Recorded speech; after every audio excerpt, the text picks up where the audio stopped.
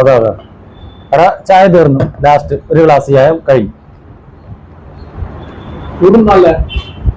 ചൂട് നല്ല അടിപൊളി ചൂട്. ഓക്കെ അതെ അതെ.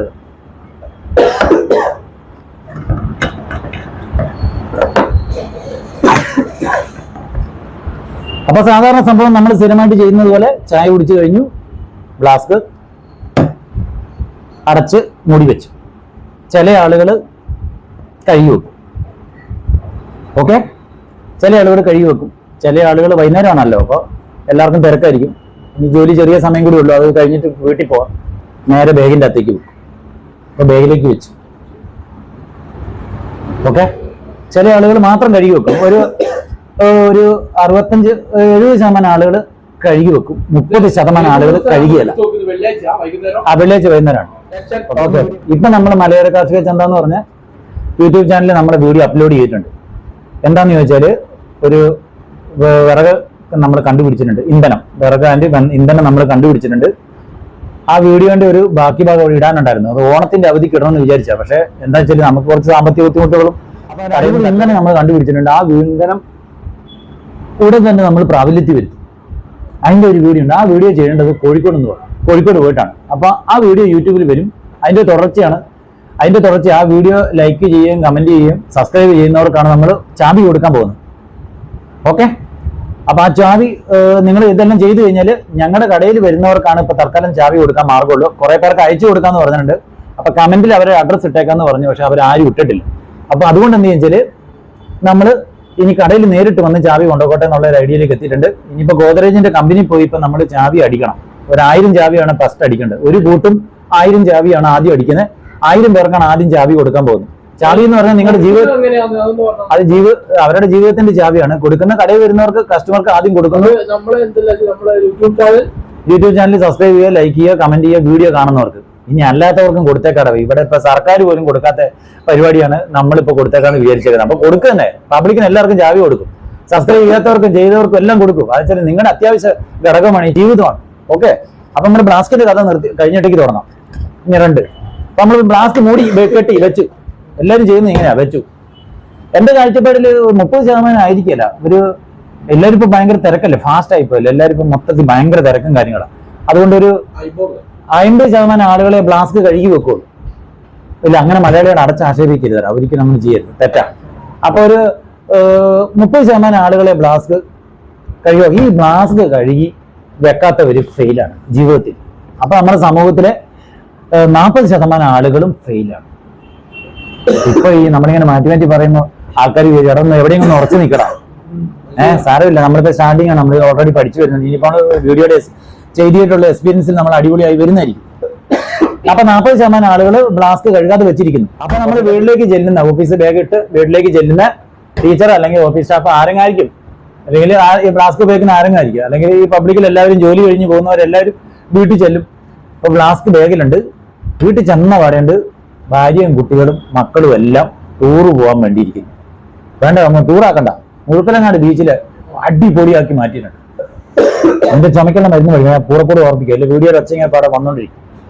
പിന്നെ അപ്പം മുഴുക്കലങ്ങാട് ബീച്ച് അടിപൊളിയാക്കി കിട്ടും. സെംഷീറിന്റെ നേതൃത്വത്തിൽ അവിടെ അടിപൊളി വികസനം, ഒന്നും പറയണ്ട, ഒരു രക്ഷയില്ല. മുഴുക്കലങ്ങാട് ബീച്ച് ഇനിയിപ്പോ 2 റോഡിന്റെ വികസനം ഒക്കെ വരുന്നുണ്ട്. അതിനെ കുറിച്ചൊക്കെ വീണ്ടും നമ്മൾ രാഷ്ട്രീയമല്ല, ഞാൻ പറയുമോ, ഇത് വരാനുള്ള കാരണങ്ങൾ പറയുമോ, കട്ട് ചെയ്യും.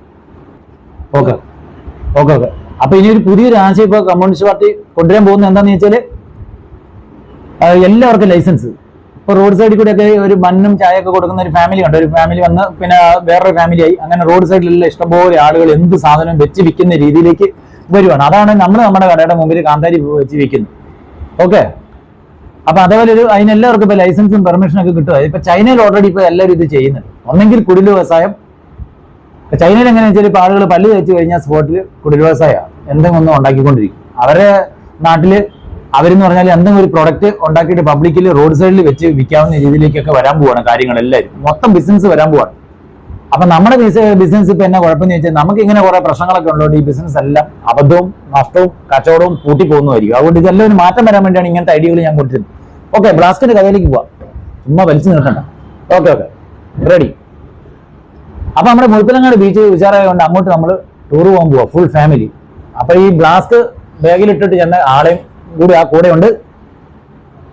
അപ്പൊ ബ്ലാസ്റ്റ് കഴുകി വെച്ചിട്ടില്ല എന്നുള്ള ഒരു ചിന്ത ഓൾറെഡി അവരുടെ മനസ്സിൽ ഇങ്ങനെ കിടപ്പുണ്ട്. റെഡിയല്ലേ? ചിന്ത മനസ്സിൽ കിടപ്പുണ്ട്. പക്ഷേ ബ്ലാസ്റ്റ് കഴുകി വെക്കുന്നില്ല. അപ്പൊ തന്നെ പിള്ളേരും കുട്ടികളും ഫാമിലി എല്ലാവരും കൂടിയിട്ട് മുഴുപ്പനാട് ബീച്ചിലേക്ക് പോകുന്നു. ഓക്കെ, ബീച്ചിലെത്തുന്നു. അപ്പോൾ നോക്കുമ്പോൾ അവിടെ സ്റ്റേജ് പ്രോഗ്രാം ഒക്കെ നടക്കുന്നത്. അതേ കേസ് രാത്രി 12 മണി 1 മണി വരെ ഉണ്ടായിരുന്നു. അപ്പൊ അതും കഴിഞ്ഞ് വീട്ടിൽ വരും. ഇനി കിടന്നുറങ്ങാനുള്ള സമയമുള്ളൂ. അപ്പൊ നമ്മൾ എവിടെയാ കഥ നിർത്തിയ? മുഴുപ്പനങ്ങാട് ബീച്ചിൽ നിന്ന് നമ്മൾ കഴിഞ്ഞ് വീട്ടിലെത്തി. ഇപ്പൊ രാത്രി 12 1 മണി കണ്ടായല്ലേ? അപ്പൊ 1 മണി കണ്ടായി. അപ്പൊ നമ്മൾ ഇനി മനസ്സിന്റെ കോണിൽ ബ്ലാസ്റ്റ് കഴുകി വെക്കണം എന്ന് ആഗ്രഹമുണ്ട്, പക്ഷെ ചെയ്യാൻ കഴിയുന്നില്ല. ഓക്കെ, പിറ്റേന്ന് നേരം പെടുത്തു വീഡിയോ ഇങ്ങനെ ഉരുട്ടിക്കൊണ്ട് പോകണ്ടല്ലോ, കുറച്ച് ഫാസ്റ്റ് ആയിട്ട് തീർത്തേ. ഓക്കെ, പിറ്റേന്ന് നേരം പെടുത്ത്. ഓക്കെ, പിറ്റേന്ന് ശനിയാഴ്ച ദിവസം. അതിന്റെ പിറ്റേന്ന് ഞായറാഴ്ച ദിവസം ഒരു കല്യാണം ഉണ്ടായിരുന്നു. ആ കല്യാണത്തിനെല്ലാം പോയി, അടിപൊളിയായിരുന്നു. പക്ഷേ ഈ കല്യാണത്തിനൊക്കെ പോകുമെങ്കിലും ബ്ലാസ്റ്റ് കഴുകി വെക്കണം എന്നുള്ളൊരു ചിന്ത നമ്മുടെ കോണിലുണ്ട്. എന്നാ പിന്നെ എല്ലാവരും ഇങ്ങനെ അടച്ച് ആക്ഷേപിക്കണ്ടല്ലോടാ. ആ ചിലവർ എന്ത് വെച്ചാൽ ശനിയാഴ്ച ബ്ലാസ്റ്റ് കഴുകി വെക്കും കേട്ടോ, പിന്നെ അല്ലെങ്കിൽ ഞായറാഴ്ച ആയാലും കഴുകി വെക്കും. ഓക്കെ, അതും പെട്ടെ. തിങ്കളാഴ്ച നേരം പെടുത്തു. സ്കൂളിലേക്ക് പോകണം, ഭയങ്കര തിരക്കാണ്, അല്ലെങ്കിൽ ജോലിക്ക് പോകണം. നിങ്ങളെ ജോലി സ്ഥാപനത്തിലേക്കോ അല്ലെങ്കിൽ ആ സ്കൂളിലേക്കൊന്നും പോയിട്ട് കാര്യമില്ല. കാരണം വെച്ചാൽ ഒരു ബ്ലാസ്റ്റ് പോലും കഴുകി വെക്കാത്ത നിങ്ങളുടെ ജീവിത വൃത്തി പറയേണ്ട കാര്യമില്ലല്ലോ. നിങ്ങൾ ശുദ്ധ ഫെയിലാണ്. അതിപ്പോ ഒരു ജോലി സ്ഥാപനത്തിലേക്ക് പോയാലും ഒരു സ്കൂളിലേക്ക് പോയാലും ആ സ്ഥാപനം കൂടി ഇല്ലാതാവും. അതാണ് അതിന്റെ സത്യാവസ്ഥ. ഇതിന്റെ കണ്ടന്റ് അങ്ങോട്ടാണ് വരുന്നത്. ഓക്കെ, കാര്യങ്ങൾ അങ്ങോട്ടാണ് കൊണ്ടുവരുന്നത് ഞാൻ. റെഡി? ഓക്കെ, കറണ്ട് പോയി അല്ലേ? നെഗറ്റീവ് ആണല്ലോടാ. ഓക്കെ, അത് സാറില്ല. ഓക്കെ, അപ്പം നമ്മൾ തിങ്കളാഴ്ച ഇനിയിപ്പോ സ്കൂളിലേക്ക് പോകാനുള്ള തിരക്കിലാണ്. അത് ക്ലിയർ ഉണ്ടോ? ക്ലാരിറ്റി ഉണ്ടോ? ലൈറ്റ് ഇട്ടാൽ? ഓക്കെ, സ്കൂളിലേക്ക് പോകാനുള്ള തിരക്കിലാണ്. അപ്പൊ നമ്മള് രാവിലെ എണീറ്റ് 8:45 അല്ലേ? 8:45 ഓക്കെ 8:45. സ്കൂൾ ബസ് അവിടെ കാത്തു നിൽക്കുന്ന ഒരു ടീച്ചറെ ആക്കിയേക്കല്ലടാ, വിഷയ ഒരു ടീച്ചറെ ആക്കി. അത് സ്റ്റാൻഡേർഡ് കിട്ടും. ടീച്ചർ സ്കൂളിലേക്ക് പോകുന്ന സ്കൂൾ ബസ് നോൺ അടിക്കുന്നുണ്ട്. അപ്പം ടീച്ചർ ബ്ലാസ്റ്റ് എടുത്തിട്ടുണ്ട്, മൂടി തുറന്നു നോക്കുന്നുണ്ട്. അപ്പൊ ഏതായിരിക്കും അവസ്ഥ ഉണ്ടാവുക? അടിപൊളി സ്മെല്ലില്ല, ഉള്ള രക്ഷയില്ല. അപ്പൊ ഇനി എന്ത് ചെയ്യണമെന്ന് ചോദിച്ചാല് ബ്ലാസ്റ്റ് കഴുകണം. ടീച്ചർ ആദ്യം ചൂടുവെള്ളം ഒഴിക്കലായി, അതിനുശേഷം സബീന ബ്ലാസ്റ്റിലേക്ക് ഇടലായി, പിന്നെ ലിക്വിഡ് പാത്രം കഴുകുന്ന ജെല്ലിടലായി, സ്കബർ അങ്ങനെ തന്നെ മൊത്തം കയറ്റലായി ഇതിനുള്ളിലോട്ട്. എന്നിട്ട്